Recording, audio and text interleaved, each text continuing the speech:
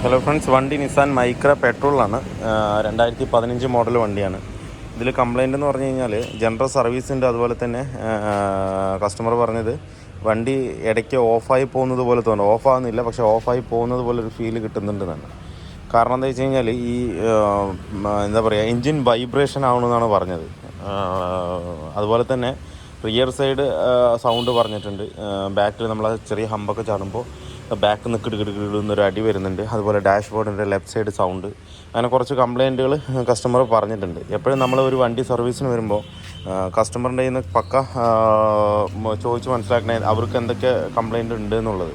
അല്ലാതെ നമ്മൾ ഓടിച്ചിട്ട് നമ്മൾ പറയുന്നതിനേക്കാളും കൂടുതൽ അവർക്ക് എന്തൊക്കെ ഫീൽ ആവുന്നുണ്ടെന്നുള്ള കാര്യം പക്കയായിട്ട് നമ്മൾ ചോദിച്ച് മനസ്സിലാക്കിയാൽ തന്നെ നമുക്ക് അതിനനുസരിച്ച് വർക്ക് ചെയ്ത് അത് കംപ്ലീറ്റ് ആയിട്ട് ക്ലിയർ ആക്കി കൊടുക്കാൻ പറ്റുള്ളൂ. ഇതിപ്പോൾ കസ്റ്റമറുടെ കംപ്ലയിൻറ്റും പിന്നെ നമ്മൾ ചെക്ക് ചെയ്തതിലും കിട്ടിയതെന്ന് പറഞ്ഞു കഴിഞ്ഞാൽ ഈ എൻജിൻ മിസ്സിങ് ആവണോ, അതുപോലെ തന്നെ ചെറിയ ഹമ്പൊക്കെ ചാടി ക്ലച്ച് ഔട്ടുമ്പോൾ ഓഫാകുന്ന പോലെ ഒരു ഫീല് കിട്ടുന്നുണ്ട്. AC ഇടുമ്പോഴാണ് അത് കൂടുതൽ കിട്ടുന്നുണ്ടെന്നാണ്. പിന്നെ പ്രത്യേകിച്ച് ഒരു കംപ്ലയിൻറ്റ് പുള്ളിങ് തീരെ ഇല്ലയെന്നും പറഞ്ഞിട്ടുണ്ടായിരുന്നു. പുള്ളിങ് ഇതിനകത്ത് ഭയങ്കരമായിട്ട് കുറവാണെന്നും പറഞ്ഞിട്ടുണ്ടായിരുന്നു ഇതിനകത്ത്. അപ്പോൾ നമ്മൾ ചെക്ക് ചെയ്തതിലിപ്പോൾ കിട്ടിയത് ഇതിൻ്റെ 3 പ്ലഗും ഇതിനകത്ത് കംപ്ലീറ്റ് ആയിട്ട് ഡെഡായിരിക്കണം, പോയിരിക്കുകയാണ്. അതുകൊണ്ടാണ് ആ മിസ്സിങ് കറക്റ്റായിട്ട് വന്നുകൊണ്ടിരുന്നത്. ഇതെന്താണെന്ന് വെച്ച് കഴിഞ്ഞാൽ നമുക്ക് ഈ 2 പ്ലഗ് മാറാം, പക്ഷേ എങ്കിൽ ഇതിൻ്റെ ഉള്ളിലുള്ള പ്ലഗ് മിക്കവാറും ആൾക്കാരും പെട്ടെന്ന് മാറില്ല. എന്ന് വെച്ചാൽ ഇത് മാറ്റണമെന്നുണ്ടെങ്കിൽ മാനിഫോൾഡ് കംപ്ലീറ്റ് അഴിച്ചാൽ തന്നെ അതിൻ്റെ ഉള്ളിലുള്ള പ്ലഗ് നമുക്ക് പുറത്തെടുക്കാൻ പറ്റുള്ളൂ. എന്ന് വെച്ചാൽ മാനിഫോൾഡിൻ്റെ ഉള്ളിലാണ് അത് വരുന്നത്. അപ്പോൾ അതുകൊണ്ട് ടെക്നീഷ്യന്മാർ അധികം അങ്ങനെ മാറാറില്ല. എന്താണെന്ന് വെച്ച് കഴിഞ്ഞാൽ ഞാനും അവർ കുറ്റം പറയുന്നതല്ല, എനിക്ക് കിട്ടുന്ന വണ്ടികൾ കംപ്ലീറ്റും ഈ നിസാൻ, അതുപോലെ ക്വിഡ്, റെഡിഗോ, അങ്ങനെയുള്ള വണ്ടികളിലൊക്കെ നമ്മൾ 40K അല്ലാന്നുണ്ടെങ്കിൽ ഇങ്ങനെ ഒരു മിസ്സിങ് വരുമ്പോൾ അഴിച്ച് നോക്കുമ്പോൾ ഈ 2 പ്ലഗ് പുതിയതായിരിക്കും. പക്ഷേ ഇതിൻ്റെ ഉള്ളിൽ കിടക്കുന്ന പ്ലഗ് കംപ്ലീറ്റ് തുരുമ്പ് പിടിച്ച് എന്താ പറയുക, ഒരു ഷോർട്ടായി അങ്ങനെ ഒരു അവസ്ഥയിലായിരിക്കും. പ്ലഗ് ശരിക്കും വർക്കിംഗ് ആയിരിക്കില്ല. ആ ഒരു അവസ്ഥയിലാണ് അത് കാണുന്നത്. അതുകൊണ്ടാണ് ഞാൻ പറഞ്ഞത്, വേറെ ആരും ഞാൻ കുറ്റപ്പെടുത്തുന്നില്ല. ഇതിപ്പോൾ നമുക്ക് അഴിച്ച് ചെയ്യാവുന്നേ ഉള്ളൂ. ഇത് വലിയ റിസ്ക് ഒന്നുമില്ല. ഇവിടെ ഒരു 10ൻ്റെ ഒരു 4-5 ബോൾട്ട് വരുന്നുണ്ട്. ആ ബോൾട്ട് വെച്ച് 2 അഴിച്ച് ഇത് കംപ്ലീറ്റ് ആയിട്ട് എടുത്ത് മാറ്റി ഈസിയായിട്ട് നമുക്കത് മാറാവുന്നേ ഉള്ളൂ. അത് ഇതഴിക്കേണ്ട ഒരു ബുദ്ധിമുട്ടുമുണ്ട്. നമ്മൾ ചിലപ്പോൾ വണ്ടി സ്റ്റാർട്ടിങ്ങിൽ ഇട്ട് നോക്കും, ആ മിസ്സിംഗ് ഒന്നും ഇല്ല, വണ്ടി ഓക്കെ ആണെന്ന് പറയുമ്പോൾ ഈ 2 പ്ലഗ് മാത്രം മാറിയിട്ട് നമ്മൾ വണ്ടി വിടും. പക്ഷേങ്കിൽ ആ പ്ലഗ് മാറിയാൽ തന്നെ അടുത്തൊരു 20,000-ന് ആ വണ്ടിക്ക് യാതൊരുവിധ പ്രശ്നവും ബുദ്ധിമുട്ടും ഇല്ലാതെ വരുള്ളൂ. നമ്മൾ സർവീസ് കഴിഞ്ഞ് പോകുമ്പോൾ ഒരു ബുദ്ധിമുട്ടും ഉണ്ടാവില്ല. നമുക്കിപ്പോൾ ഒരു വണ്ടി സർവീസിന് വന്നു, നമ്മൾ ഈ 2 പ്ലഗ് മാറ്റി, ആ പ്ലഗ് മാറ്റിയില്ല എങ്കിലും വണ്ടി ഓക്കെ ആയിരിക്കും. പക്ഷേങ്കിൽ ഒരു 2000-3000 കിലോമീറ്റർ ഓടുമ്പോഴായിരിക്കും അതിൽ കറക്റ്റ് കറണ്ടും കിട്ടാതെ സ്പാർക്കാകാതെ ഇരിക്കുക. അപ്പോൾ വീണ്ടും വണ്ടി മിസ്സിങ് വരും. വീണ്ടും വന്ന് നോക്കുമ്പോൾ നമ്മൾ വീണ്ടും 3 പ്ലഗ് അഴിച്ച് ഇതൊക്കെ അഴിച്ച് മാറ്റേണ്ടി വരും. അങ്ങനെ ഒരു ബുദ്ധിമുട്ട്. അപ്പോൾ ചെയ്യുമ്പോൾ തന്നെ പക്കയായിട്ട് ചെയ്ത് കഴിഞ്ഞ് കഴിഞ്ഞാൽ ആ വക റിസ്ക് ഒഴിവാക്കാൻ പറ്റും. റിസ്ക് എന്ന് പറഞ്ഞു കഴിഞ്ഞാൽ കസ്റ്റമർക്ക് ഒരു കംപ്ലയിൻറ്റ് വരാൻ പാടില്ല നമ്മൾ ചെയ്യുന്നതിൽ. അപ്പോൾ അങ്ങനെ ആദ്യം തന്നെ ഞാൻ അതിൻ്റെ പ്ലഗ് അഴിച്ച് നോക്കിയാൽ പ്ലഗ് മാറ്റിയിട്ടുണ്ട്. ഇനി ബാക്കിയുള്ള കംപ്ലയിൻറ്റ് കസ്റ്റമർ പറഞ്ഞ കംപ്ലയിൻറ്റ് കംപ്ലീറ്റ് ആയിട്ട് ചെക്ക് ചെയ്യണം. എന്തായാലും നമുക്ക് ചെക്ക് ചെയ്ത് നോക്കാം, ബാക്ക് ഒന്ന് ചെക്ക് ചെയ്ത് നോക്കാം. ബാക്കിൽ റിയറിലെ ഷോക്ക് തന്നെ ആയിരിക്കും മിക്കവാറും കംപ്ലയിൻ്റ് ആയിരിക്കുക. ബാക്ക് ഒന്ന് ചെക്ക് ചെയ്ത് നോക്കാം. അതുപോലെ തന്നെ ബാക്കിയുള്ള കംപ്ലയിൻ്റ് ഒന്ന് നോക്കിയിട്ട് എന്താണെന്നുള്ളത് നോക്കിയിട്ട് നമുക്ക് കൺഫേം ചെയ്യാം. ഇപ്പം നമ്മൾ എൻജിൻ നല്ല വൈബ്രേഷൻ ഉണ്ടായിരുന്നു ഇതിനകത്ത്. നമ്മളിപ്പോൾ ഓട്ടോ സെൻസർ അഴിച്ച് ക്ലീൻ ചെയ്തിട്ടുണ്ട്. അത് ക്ലീൻ ചെയ്തതിൽ കാര്യമൊന്നുമില്ല. എന്താ വെച്ചാൽ നമ്മൾ കോഡ് ക്ലിയർ ചെയ്ത് കളഞ്ഞാലും പിന്നെയും കുറച്ച് ദൂരം ഓടിക്കഴിഞ്ഞാൽ അത് വീണ്ടും വരും. നമ്മൾ ക്ലീൻ ചെയ്തിട്ട് കാര്യമില്ല. ഞാനിപ്പോൾ സാധനം കിട്ടാത്തതുകൊണ്ടൊന്ന് വെറുതെ ഒന്ന് ജസ്റ്റ് ഒന്ന് കാർബറേറ്റർ സ്പ്രേ അടിച്ചൊന്ന് ക്ലീൻ ചെയ്ത് റീസെറ്റ് ചെയ്തിട്ടുണ്ട്. അതുപോലെ തന്നെ ഇതിൻ്റെ പ്ലഗ് 3 മാറ്റിയിട്ടുണ്ട്. എന്താണെന്ന് വെച്ച് കഴിഞ്ഞാൽ ഇതിൻ്റെ ഒരു പ്ലഗ് ഇതേണ്ട, ഈ 2 പ്ലഗും ഏകദേശം ഒരുപോലെ ഇരിക്കുന്നു. ഈ പ്ലഗ് മാത്രം നല്ലവണ്ണം തുരുമ്പടിച്ച് നിൽക്കുന്നതാണ്. എന്താണെന്ന് വെച്ച് കഴിഞ്ഞാൽ ഈ 2 പ്ലഗ് നമുക്ക് പെട്ടെന്ന് മാറ്റാം. ഈ പ്ലഗ് അഴിക്കണമെന്നുണ്ടെങ്കിൽ മാനിഫോൾഡ് കംപ്ലീറ്റ് അഴിച്ചാൽ മാത്രമേ നമുക്ക് ആ പ്ലഗ് മാറ്റുള്ളൂ. അപ്പോൾ കൂടുതലും ആൾക്കാരും ഇത് അഴിക്കാനുള്ളൊരു മടി കൊണ്ട് ചിലപ്പോൾ ആ പ്ലഗ് മാത്രം മാറില്ല, ഈ 2 പ്ലഗ് മാത്രം മാറ്റി വിടും. അപ്പോൾ അതുകൊണ്ട് ആ പ്ലഗിലേക്ക് കറണ്ട് സർക്കുലേഷൻ കറക്റ്റ് കിട്ടാണ്ട് വണ്ടി നല്ലോണം വൈബ്രേഷൻ വരാൻ സാധ്യത കൂടുതലാണ്. അതുപോലെ പുള്ളിങ്ങിന് പ്രശ്നം വരും, മൈലേജിന് ഷോർട്ടേജ് വരും, അങ്ങനെയുള്ള പ്രശ്നങ്ങളൊക്കെ അതിനകത്ത് വരും. അപ്പോൾ നമ്മൾ മാനിഫോൾഡൊക്കെ അഴിച്ച് കംപ്ലീറ്റ് ആയിട്ട് 3 പ്ലഗും ഇതിനകത്ത് മാറിയിട്ടുണ്ട്. പ്ലഗ് നല്ലോണം ഷോർട്ടായിട്ടുണ്ട്, കണ്ടില്ലേ? ഷോർട്ടായതിൻ്റെ ഒരു ഇതാണ് ഈ ഒരു കളർ ഇങ്ങനെ ഒരു വേരിയേഷൻ വരുന്നത്. അതുപോലെ തന്നെ ഇതിൻ്റെ AC ഫിൽറ്ററും എയർ ഫിൽറ്ററും നമ്മൾ മാറിയിട്ടുണ്ട്. ഇനിയിപ്പോൾ പെട്രോൾ ഫിൽറ്റർ വലിയ കുഴപ്പം കാണുന്നില്ല അതിനകത്ത്. പെട്രോൾ ഫിൽറ്റർ നമ്മൾ മാറുന്നില്ല. പിന്നെ അതുപോലെ റിയറിലെ 2 ഷോക്കാണ് ഇപ്പോൾ ഇതിനകത്ത് മാറിയിരിക്കുന്നത്. ഈ റിയറിൽ വണ്ടി കട്ടറിലൊക്കെ പോകുമ്പോൾ ബാക്കിൽ കട എന്ന് സൗണ്ട് വരുന്നുണ്ട്. അപ്പോൾ ഈ സൈഡ് മാറിയിട്ടില്ല, അപ്പുറ സൈഡ് മാറിയിട്ടുള്ളൂ. വേണ്ടോ, ഈ സൈഡ് ഷോക്ക് നമ്മളിപ്പോൾ മാറി വെച്ചിരിക്കുകയാണ്. അതിൽ ഷോക്കിൻ്റെ കൂടെ ഷോക്ക് മാത്രമേ ഉണ്ടാവുള്ളൂ, കിറ്റ് ഉണ്ടാവില്ല. കിറ്റ് കുഴപ്പമില്ല, പഴയ തന്നെ നമ്മളിട്ട് സെറ്റ് ചെയ്തിട്ടുണ്ട്. എന്ന് വെച്ച് കഴിഞ്ഞാൽ ബൂട്ടൊന്നും വിട്ടുകയോ ഇല്ല താഴെ വീഴുകയോ ഒന്നും ചെയ്തിട്ടില്ല. അപ്പോൾ അതുകൊണ്ട് നമ്മൾ കിറ്റ് അത് തന്നെ പഴയ തന്നെ ഇട്ടിട്ടുണ്ട്. ബാക്കി മറ്റേ ഷോക്ക് മാറിയിട്ടുണ്ട്. മുകളിൽ വരുന്ന ബുഷ് മാത്രം നമ്മൾ മാറി. മുകളിൽ വരുന്ന ബുഷ് നമുക്ക് ഇനോവയുടെയൊക്കെ ഇലക്ട്രോഡ് ബുഷ് കറക്റ്റാണ്, ഇതിന് സെയിം തന്നെയാണ്. ഇതിനായിട്ട് സ്റ്റഡ് കിറ്റ് കിട്ടാനില്ല. അപ്പോൾ അതുകൊണ്ട് നമ്മൾ ആ ഇലക്ട്രോഡ് ബുഷാണ്, അത് ഇതും സെയിം ബുഷ് തന്നെയാണ്. അപ്പോൾ അത് വെച്ചിട്ടാണ് ഇപ്പോൾ ഇത് കയറ്റിയിരിക്കുന്നത്. ഇനി അപ്പുറത്തെ സൈഡ് ഷോക്ക് കൂടെ നമുക്ക് മാറാനുണ്ട്. ഇപ്പോൾ ഇതിൽ കസ്റ്റമർ കംപ്ലയിൻറ്റ് പറഞ്ഞിട്ടുള്ളതെന്ന് വെച്ച് കഴിഞ്ഞാൽ എ സി ഹീറ്റർ കറക്റ്റായിട്ട് വർക്ക് ചെയ്യുന്നില്ല. അതുപോലെ തന്നെ പിന്നെ എയർ ബാഗിൻ്റെ വാണിംഗ് ലൈറ്റ് കത്തുന്നുണ്ട്. അതെന്താണെന്നുള്ളത് നോക്കണം. സ്റ്റിയറിങ്ങിൻ്റെ ഒരു സൗണ്ട് വരുന്നുണ്ട്, സ്റ്റിയറിംഗ് കോളത്തിൻ്റെ സൗണ്ടാണ് വരുന്നത്. അത് എനിക്ക് തോന്നുന്നു ഈ ഡാമ്പർ ലൂസായതിൻ്റെ സൗണ്ട് പോലെയാണ് എനിക്ക് ഫീൽ ചെയ്യുന്നത്. അപ്പോൾ അതും കൂടെ ഒന്ന് ചെക്ക് ചെയ്യണം. ഈ 3 വർക്കാണ് ഇനിയിപ്പോൾ പെൻഡിങ് ഉള്ളത്. അതും കൂടെ എന്തായാലും നമുക്ക് ക്ലിയർ ആക്കാം. അതിനകത്ത് എയർ ബാഗിൻ്റെ എനിക്ക് സ്കാനിങ് ടൂളിൽ സ്കാൻ ചെയ്തിട്ട് കിട്ടുന്നില്ല. ഒന്നും കൂടെ അപ്ഡേഷൻ ചെയ്തിട്ട് ഒന്നുകൂടെ സ്കാൻ ചെയ്ത് നോക്കാം. അത് കസ്റ്റമർ പിന്നൊരു കംപ്ലയിൻറ്റ് പറഞ്ഞത് ഇതിൻ്റെ പാർക്ക് ലൈറ്റ് ഓണാക്കുമ്പോൾ മറ്റേ പാർക്ക് ലൈറ്റ് ഏതും കത്തുന്നില്ല എന്നാണ്. അത് ശരിക്കും അതിൻ്റെ സ്വിച്ചാണ് കംപ്ലയിൻറ്റ്, കോമ്പിനേഷൻ സ്വിച്ച് കംപ്ലയിൻ്റ് ഉണ്ട്. പാർക്കിൽ വർക്ക് ചെയ്യുന്നില്ല. പക്ഷേ ഹെഡ് ലൈറ്റ് ഇടുമ്പോൾ ബാക്കിയെല്ലാം വർക്ക് ആവുന്നുണ്ട്. തന്നെ മീറ്റർ ലൈറ്റ് വർക്ക് ആവുന്നുണ്ട് അല്ലേ, കറക്റ്റായിട്ട് തന്നെ വർക്ക് ആവുന്നുണ്ട്. പക്ഷേ പാർക്കിലിടുമ്പോൾ വർക്ക് ആവുന്നില്ല. അപ്പോൾ നമ്മളിതിൽ അതുപോലെ തന്നെ ഈ മീറ്ററിലും വർക്കാവുന്നില്ല എന്നാണ് പറഞ്ഞത്. പക്ഷേ മീറ്ററിലെ ബൾബാണ് പോയിരിക്കുന്നത്. എന്താണെന്ന് വെച്ച് കഴിഞ്ഞാൽ നമ്മൾ ഇവിടെ കറക്റ്റായിട്ട് കൊടുക്കുമ്പോൾ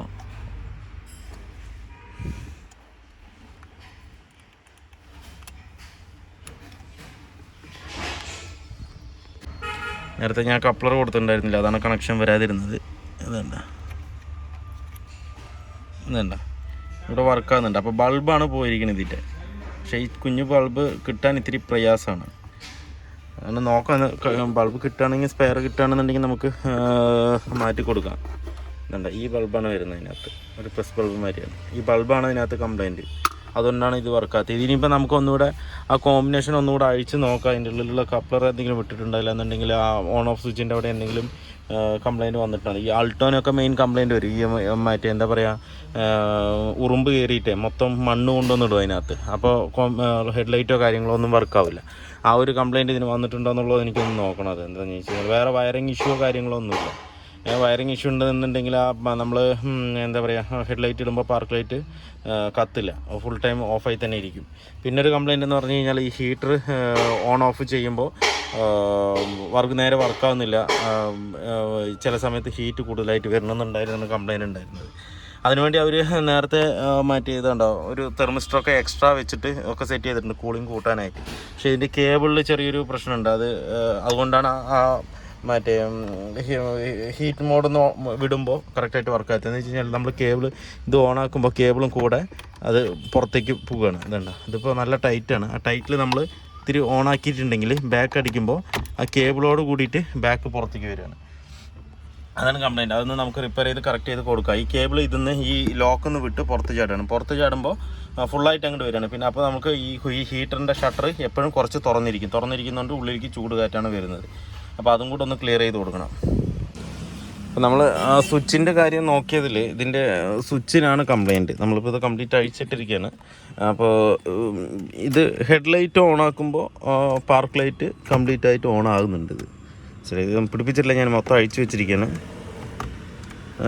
ഹെഡ് ലൈറ്റ് ഓണാക്കുമ്പോൾ കറക്റ്റായിട്ട് തന്നെ പാർക്ക് ലൈറ്റും കാര്യങ്ങളൊക്കെ കറക്റ്റായിട്ട് വർക്കാകുന്നുണ്ട്. പക്ഷേ പാർക്ക് മാത്രം ഇടുമ്പോൾ വർക്കാകുന്നില്ല. അപ്പോൾ ഇതിൻ്റെ കംപ്ലയിൻ്റ് എന്ന് പറഞ്ഞാൽ ഈ കോമ്പിനേഷൻ്റെ സ്വിച്ചാണ് കംപ്ലയിൻറ്റ്. സ്വിച്ച് കംപ്ലയിൻ്റ് ആയിരിക്കുകയാണ്. അത് ഉള്ളിലാണ്. അത് നേരത്തെ തന്നെ ഇത് എവിടെയൊക്കെ അഴിച്ചിട്ടുണ്ട്. ഇത് അഴിച്ച് പിരിച്ച് ഇതുണ്ട്, അതൊക്കെ മൊത്തം പൊട്ടി ഒക്കെ ഇല്ലാണ്ട് നിൽക്കുന്നുണ്ട്. ഇത് കംപ്ലയിൻ്റ് ആയി കഴിഞ്ഞ് കഴിഞ്ഞാൽ ഇത് അഴിച്ചു പിരിച്ചിട്ട് കാര്യമില്ല. ഇതിൽ നമുക്കൊന്നും ചെയ്യാനില്ല. അതായത് നമുക്കൊരു ആൾട്ടോ അങ്ങനെയുള്ള വണ്ടികൾക്കൊക്കെയാണ് കൂടുതലായിട്ടും എനിക്ക് കംപ്ലയിൻറ്റ് കിട്ടിയിട്ടുണ്ട്. എന്ന് വെച്ച് കഴിഞ്ഞാൽ അതിൻ്റെ ഉള്ളിൽ ഈ ഉറുമ്പുകളൊക്കെ കൊണ്ടുവന്ന് മണ്ണ് പോലെയുള്ള സാധനങ്ങളൊക്കെ അതിനകത്ത് കൊണ്ടുവന്നിടും. ആ സമയത്ത് ഈ പ്രശ്നങ്ങൾ വരും. മനസ്സിലായില്ലേ? ഹെഡ് ലൈറ്റ് ഓൺ ആകില്ല, ചിലപ്പോൾ ഇൻഡിക്കേറ്റർ ഓൺ ആകില്ല, അതിൻ്റെ ഉള്ളിൽ മൊത്തം മണ്ണ് കൊണ്ടുവന്നിട്ട് കോൺടാക്റ്റ് കിട്ടില്ല. പക്ഷേ അങ്ങനത്തെ ഒരു സ്വിച്ച് അല്ല ഇതിനകത്ത് വരുന്നത്. മനസ്സിലായോ? അപ്പോൾ ഇതിൽ നമുക്കൊന്നും ചെയ്യാൻ പറ്റില്ല, കോമ്പിനേഷനും മാറണം. ആ ഒരു കംപ്ലയിൻറ്റ് നമുക്ക് സോൾവ് ചെയ്യാൻ പറ്റിയിട്ടില്ല കസ്റ്റമർ പറഞ്ഞത്. അപ്പോൾ ഞാനിത് ഏകദേശം ഒരു 3500-4000 രൂപ വരുന്നുണ്ട് ആ സ്വിച്ചിന്.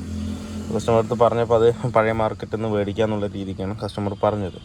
പിന്നെ എയർ ബാഗിൻ്റെ വാർണിംഗ് ലൈറ്റ് കത്തുന്നത് സ്കാനിങ്ങിൽ യാതൊരുവിധ ബുദ്ധിമുട്ടും ഇതിനകത്ത് കാണിക്കുന്നില്ല. സ്കാൻ ചെയ്യുമ്പോൾ നോ ഫോൾട്ട് കോഡ് എന്നാണ് കാണിക്കുന്നത്. എയർ ബാഗിൻ്റെ ഒരു കംപ്ലൈൻറ്റും ഇല്ല എന്നാണ് കാണിക്കുന്നത്. പക്ഷേ വയറിങ് എവിടെയും ഷോർട്ടായിട്ടുമില്ല. പിന്നെ വരുന്നത് നിസാൻ മൈക്രയ്ക്കൊക്കെ സീറ്റിൻ്റെ അടിയിലാണ് എയർ ബാഗിൻ്റെ ഒരു കപ്ലർ വരും. സീറ്റ് ഫ്രണ്ടിലേക്ക് പോയി കഴിഞ്ഞാൽ ഒരു വാർണിംഗ് ലൈറ്റ് വരും. പക്ഷേ അതും ഇതിനകത്ത് കാണുന്നില്ല. അപ്പോൾ അത് മീറ്ററിൻ്റെ ഫോൾട്ടാണോ എന്നൊരു ഡൗട്ടുണ്ട്. അത് മീറ്റർ നോക്കുന്ന ആൾക്കാരുടെ അടുത്ത് തന്നെ കറക്റ്റായിട്ട് കൊടുക്കണം. ഇത് നമുക്ക് ബൾബ് സെപ്പറേറ്റോ അല്ലാന്നുണ്ടെങ്കിൽ വേറെ ഒന്നും ചെയ്യാൻ പറ്റില്ല. എനിക്ക് നേരത്തെ ഒരു സ്വിഫ്റ്റിനൊരു കംപ്ലയിൻ്റ് ഉണ്ടായിരുന്നു. ഈ കംപ്ലയിൻറ്റ് എങ്ങനെ വെച്ച് കഴിഞ്ഞാൽ ഹെഡ്ലൈറ്റിൻ്റെ ഹൈ ബീം മാത്രം കത്തിക്കിടക്കും. കീ ഓൺ ആക്കിയാൽ അത് ഓൺ ആയിട്ടേ ആയിരിക്കും. ഹൈ ബീമിൻ്റെ വാർണിംഗ് ലൈറ്റ് മറ്റേ നീല കളർ ലൈറ്റ് അത് കത്തിയിട്ടേ ആയിരിക്കും. അതും മീറ്ററിൻ്റെ കംപ്ലയിൻ്റ് ആയിരുന്നു. മീറ്റർ മാറിയപ്പോൾ അത് ശരിയായി. അതുപോലൊരു കംപ്ലയിൻ്റ് ആണെന്നാണ് തോന്നുന്നത് ഇതിനകത്ത്. പക്ഷേ ബാക്കി നമ്മൾ സ്കാൻ ചെയ്യുമ്പോഴോ വേറെ എന്തിനും ഒരു ബുദ്ധിമുട്ടും ഇതിനകത്ത് കാണിക്കില്ല. നോ ഫോൾട്ട് കോഡാണ്. ഫോൾട്ട് കോഡ് ഇല്ലാത്തടത്തോളം കാലം നമുക്ക് എന്താണെന്നുള്ളത് കണ്ടുപിടിക്കാൻ ഇത്തിരി പ്രയാസമായിരുന്നു. അപ്പോൾ ചെക്ക് ചെയ്തു. എങ്കിലും നമ്മൾ വയറിങ് കാര്യങ്ങളൊക്കെ പക്കയായിട്ട് ചെക്ക് ചെയ്തു. ഒരു കുഴപ്പമില്ല ഇതിനകത്ത്. അപ്പോൾ അത് മീറ്ററിൻ്റെ ഫോൾട്ടാണ്. അപ്പോൾ ആ ഒരു കംപ്ലയിൻറ്റ് എനിക്ക് സോൾവ് ചെയ്യാൻ കഴിഞ്ഞിട്ടില്ല. പിന്നൊരു കംപ്ലയിൻ്റ് എന്ന് പറഞ്ഞു കഴിഞ്ഞാൽ ഇതിൽ ബൾബ് കത്തുന്നില്ല എന്ന് പറയുന്നുണ്ടായിരുന്നു. ഇതിൻ്റെ ബൾബ് കത്താത്തത് അതിൻ്റെ ബൾബ് ഫ്യൂസ് ആയിരിക്കണം. ഇത് കംപ്ലയിൻ്റ് ആയിട്ട് ഇത് സെക്കൻഡ് ഹാൻഡ് എന്തോ മേടിച്ചിട്ടുണ്ട്. അതിലൊക്കെ മൊത്തം ചളിയും കാര്യങ്ങളൊക്കെ ഇതുണ്ട്. ഫ്ലഡിൽ പെട്ട പോലെ ഉണ്ട്. പക്ഷേ വേറെ എവിടെയും ചളിയൊന്നും ഇല്ല കേട്ടോ. ഈ ഫ്ലഡ് വണ്ടിയൊന്നും അല്ല. പക്ഷേ ഈ സ്വിച്ച് അവർ മാറിയിട്ടുണ്ട്. ഉണ്ടല്ലേ, കംപ്ലീറ്റ് യൂസ്ഡ് നമ്മൾ എടുത്തിട്ടുണ്ടെന്ന് തോന്നുന്നു. അതിൻ്റെ 2 ബൾബ് പോയതാണ് അതിൽ ലൈറ്റ് കത്താതിരിക്കുന്നത്.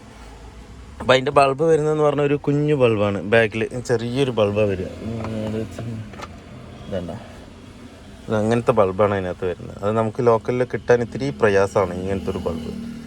അപ്പോൾ ഇതും 2 ബൾബ് മാറണം. നമ്മൾ ചെക്ക് ചെയ്ത് നോക്കിയാൽ ബൾബ് വർക്കിംഗ് ആണത്. അപ്പോൾ ആ ഒരു കംപ്ലയിൻറ്റ് നമുക്ക് സോൾവ് ചെയ്യാൻ പറ്റിയില്ല. അപ്പോൾ കസ്റ്റമർ പറഞ്ഞതിൽ 3 കംപ്ലയിൻറ്റ് നമുക്ക് സോൾവ് ചെയ്യാൻ പറ്റിയിട്ടില്ല. എന്തെന്ന് വെച്ച് കഴിഞ്ഞാൽ ഇപ്പോൾ എടുത്ത് പറയാൻ കാരണം ഇത് 100-105 കിലോമീറ്റർ അപ്പുറത്തുനിന്നാണ് വണ്ടി വരുന്നത് നമുക്ക് സർവീസിന്.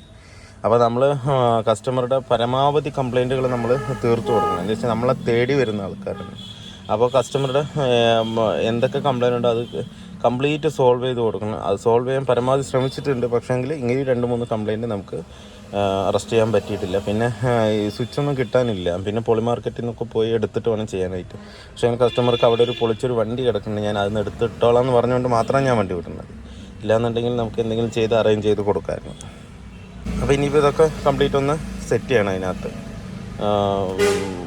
ഇപ്പോൾ വയറിങ് കാര്യങ്ങളൊക്കെ ചെക്ക് ചെയ്ത്. പിന്നെ ഒരു കംപ്ലയിൻറ്റ് ഇതിൻ്റെ ഹീറ്ററിൻ്റെ ഇത് അങ്ങോട്ടും ഇങ്ങോട്ടും വർക്ക് ചെയ്യില്ല എന്ന് പറഞ്ഞു. അത് നമ്മളിപ്പോൾ ചെയ്ത് റെഡിയാക്കി നിർത്തിയിട്ടുണ്ട്.